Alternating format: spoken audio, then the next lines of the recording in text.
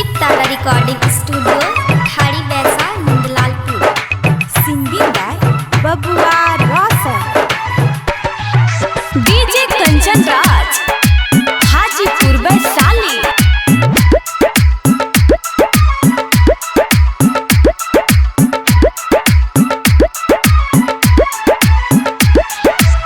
जय हो छठी मैया तू हो के सहैया देखा दानू हो।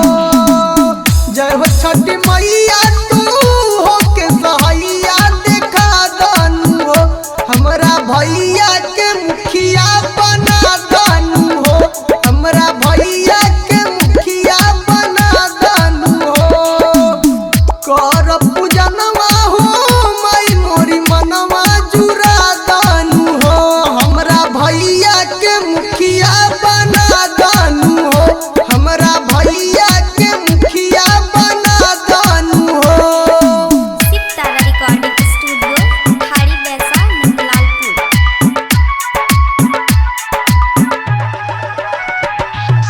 डीजे कंचन राज हाजीपुर वैशाली।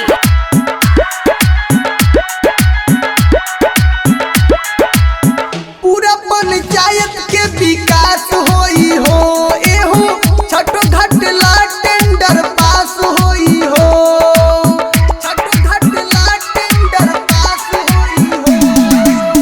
पूरा पंचायत के विकास होई हो।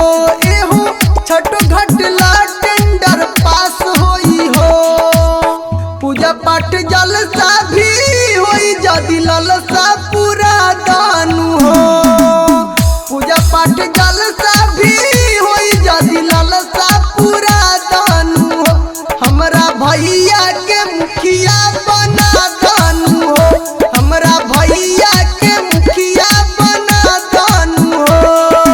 Shiv Tara recording studio Thadi Baisa Nandlalpur.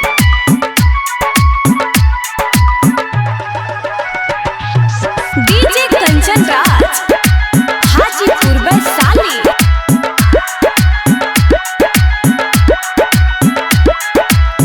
हर साल छठ भौजी करेली हो। एहो कोसियो तोहार माई भरेली हो। कोसियो तोहार माई भरेली हो।